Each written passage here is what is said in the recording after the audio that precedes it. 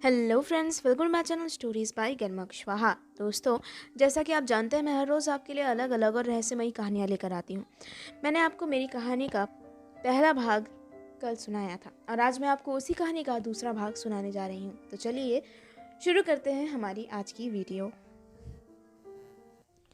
वो दोनों जल्दी ही गाड़ी में बैठे और उन्होंने गाड़ी को स्टार्ट कर दिया और साथ ही साथ बाहर हल्की फुल्की बूंदाबांदी भी शुरू हो गई। गाड़ी ऊबड़ खाबड़ रास्तों पर आगे बढ़ती चली जा रही थी। वो लड़की अभी भी बहुत घबराई हुई थी और डर से कांप रही थी। पसीने की बूंदें उसके माथे पर नजर आ रही थी। वो गाड़ी को बढ़ाते हुए आगे चलते चले जा रहे थे। बारिश होने लगी थी और मौसम ख़राब हो रहा था। रह रहकर बिजली की बूंदें कड़क रही थी। अभी उन्होंने कुछ ही रास्ता तय किया होगा कि तभी अचानक से सिंथिया ने चौंक कर कहा, वो हमारी गाड़ी के पीछे है। क्या? कौन? वो मैंने भी उसे देखा। वो हमारी गाड़ी के पीछे है। नहीं नहीं नहीं, आपको भ्रम हुआ होगा, कोई और चीज़ होगी। कोई बात नहीं, हम गाड़ी में सेफ हैं। नहीं नहीं, आप नहीं समझ रहे हैं। वो बहुत खतरनाक है। इट्स ओके, आप शांत बैठे। मैं मैं आगे बढ़ा रहा हूँ गाड़ी।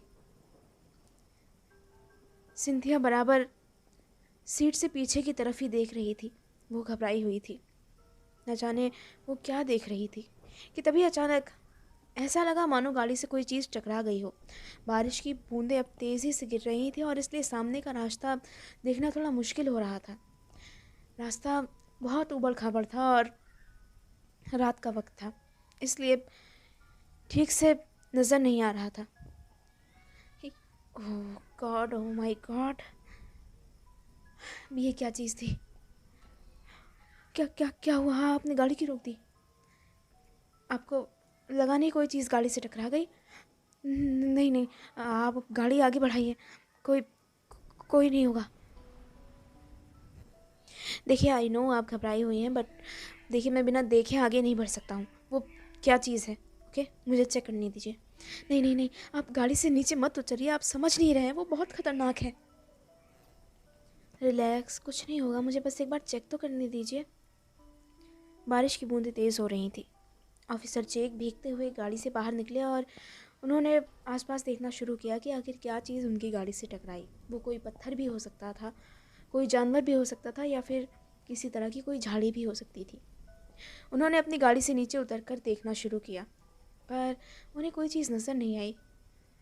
तभी अचानक सिंथिया गाड़ी के अंदर से चिल्लाई, ऑफिसर अपने पीछे देखिए। क्या?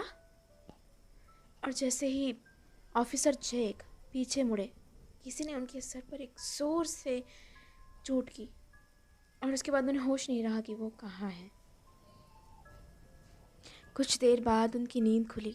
तब उन्होंने देखा कि कुछ अजीब सी शक्ल वाले और ऊंचे कद के इंसान उन्हें पैरों से घसीटकर कहीं लेकर जा रहे हैं। उन्होंने देखा, एक ने सिंथिया को पकड़ रखा था और एक ने उन्हें पकड़ रखा था।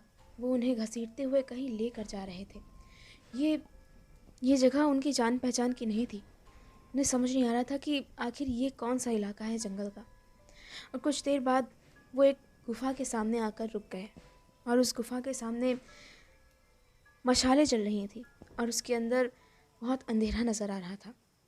मौसम उसी तरह ख़राब हो रहा था और बारिश तेज़ी से हो रही थी।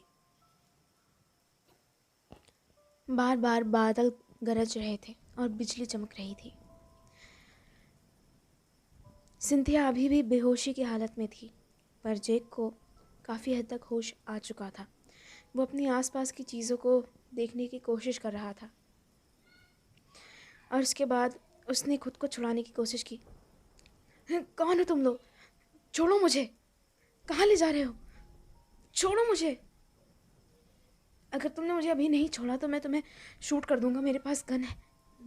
मेरी मेरी गन मेरी गन कहाँ गई? मेरी गन कहाँ गई? कुछ ही देर बाद उन लोगों ने उन्हें ले जाकर गुफा के अंदर एक कोने पर जोर से पटक दिया। आ! ये कौन सी जगह है? सिंथिया, सिंथिया उठो। हाँ, हम कहाँ हैं? कहाँ हैं हम? ऑफिसर जेक, कहाँ हैं हम? मुझे नहीं पता। धीमे बोलो, अगर उन्हें पता चल गया कि हम होश में हैं तो पता नहीं क्या करेंगे। पता नहीं वो कौन है और मुझे उनकी भाषा भी समझ नहीं आ रही है। मैंने आपसे कहा था गाड़ी मत रोकिए। मैंने आपसे कहा था वो बहुत ख़तरनाक लोग हैं। मेरे सारे दोस्तों को उन्होंने मार डाला, अब वो हमें भी मार डालेंगे। वो दोनों बात कर ही रहे थे कि तभी अचानक से उस गुफा के अंदर से एक तीसरी आवाज़ गूंजी। कौन है वहाँ पर? जेक, जेक क्या तुम हो? हाँ हाँ, क्या नॉर्मन? नॉर्मन क्या वो तुम हो? हाँ हाँ, मैं आह, पता नहीं ये कौन लोग हैं और मुझे यहाँ पता नहीं क्या करने लाए हैं। मैं तो बस उन लड़कों को ढूंढ रहा था और अचानक ही पता नहीं किसी ने मेरे सर पर कुछ मारा और मैंने जब जब मुझे होश आया तो मैं यहाँ पर था। आखिर ये लोग कौन हैं? मुझे नहीं पता नॉर्मन, मुझे बिल्कुल नहीं पता। मुझे सिंथिया मिल गई पर ये लोग बहुत ख़तरनाक लगते हैं। यहाँ बहुत अंधेरा है। काश कि हमारे पास रोशनी के लिए कुछ होता। शायद मेरे पास एक लाइटर हो। बहुत अच्छे, तो हमें दो लाइटर। कुछ ही देर बाद उन तीनों ने एक लाइटर जलाया। बाहर कोई हलचल नहीं थी, इसलिए वो थोड़े आशक्त थे कि कोई भी उन्हें आकर नुकसान नहीं पहुंचाएगा। उन्होंने जैसे ही लाइटर जलाया, आसपास का नज़ारा देखकर उनकी जान सूख गई। आसपास उस गुफा में हड्डियां ही हड्डियां बिखरी पड़ी थी। इंसानी कंकाल और इंसानी कपाल की हड्डियां हर तरफ बिखरी हुई थी। दीवारों पर अजीब से निशान बने हुए थे और अजीब ही भाषा में कुछ लिखा हुआ था। ये कैसी लिखावट है? ये कैसी लिखावट है? कुछ समझ नहीं आ रहा। नॉर्मन, तुम तुम तुम तो लैंग्वेजेस जानते हो ना, एंशिएंट लैंग्वेजेस। तुमने पीएचडी की थी इसमें। हाँ जानता हूँ, पर मैं इसे पढ़ नहीं पा रहा हूँ। ये बहुत धुंधली है। आखिर ये लोग कौन हैं और हमें यहाँ क्यों लाए हैं? मुझे कुछ समझ नहीं आ रहा। यहाँ से बाहर कैसे निकले? ये यहाँ की एक लोकल ट्राइब हो सकती है जिसके बारे में मैंने बहुत पहले सुना था, पर पर लोग कहते हैं कि अब वो यहाँ नहीं रहते। वो कब के ख़त्म हो चुके हैं, तो ये वो नहीं हो सकते। पर क्या पता वो यहाँ रहते हों।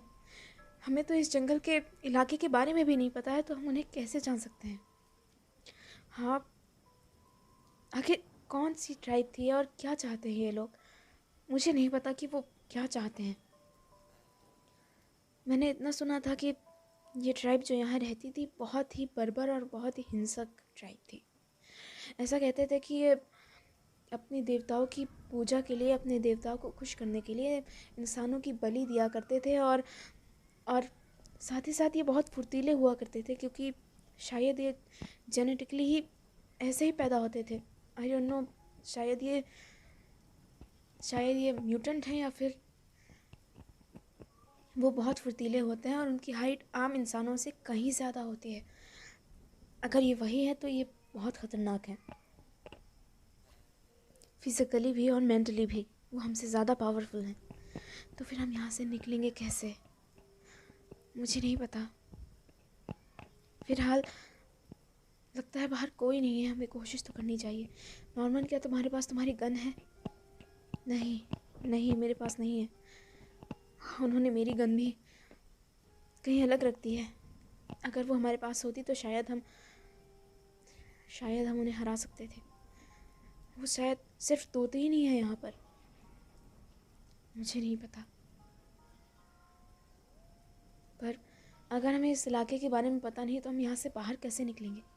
हमें कुछ तो करना चाहिए। हम यहाँ बैठे नहीं रह सकते हैं जब तक वो यहाँ वापस आ जाएं। कुछ ही देर बाद गुफा के बाहर हलचल सी होने लगी और वो तीनों ही शांत हो गए। उन्होंने देखा दो लंबे चौड़े कद के इंसान अंदर आए और उन तीनों को बाहर ले जाने लगे। वो तीनों एक दूसरे की तरफ देख रहे थे। वो दोनों इंसान आपस में किसी अजीब ही भाषा में बात कर रहे थे जो उन तीनों को समझ नहीं आ रही थी। नॉर्मन, क्या तुम समझ सकते हो वो क्या कह रहे हैं? नहीं, मैं नहीं समझ सकता, पर कुछ बातें जो मुझे समझ में आ रही हैं उस हिसाब से वो हमें अपने देवता के पास ले जा रहे हैं। देवता के पास किस लिए? शायद बलि देने के लिए। क्या? हाँ, शायद अगर हमें हमारी गंध किसी तरह मिल जाती तो शायद हम बच जाते। शायद, पता नहीं अब क्या होगा। वो तीनों चलते चले जा रहे थे। कुछ ही देर बाद वो एक पेड़ के करीब आ गए जहाँ ढेर सारी मशालें जली हुई थी और खूब रोशनी थी। वहाँ एक जगह आग जलाई गई थी और उसके आसपास बहुत ही घिनौनी और अजीब चीज़ें इकट्ठी कर रखी थी। इंसानी शरीर के अंग, किसी की आंखें, किसी की ज़बान, एक इंसानी सर और साथ ही ऐसे ही और ऑर्गन्स जिन्हें आग के बगल इकट्ठा किया हुआ था किसी तरह के अनुष्ठान के लिए। और साथ ही अचानक जेक की नज़र पड़ी एक और चीज़ पर। उसने देखा कि पेड़ से कुछ दूरी पर एक पुराने टूटे हुए पेड़ के लकड़ी पर उन तीनों की चीज़ें रखी हुई हैं जिनमें उन दोनों की गन भी शामिल थी। जेक ने नॉर्मन से कहा, नॉर्मन, क्या तुम वो गन देख रहे हो? अगर हम किसी तरह उस गन तक पहुंच पाए तो हमारा काम हो सकता है।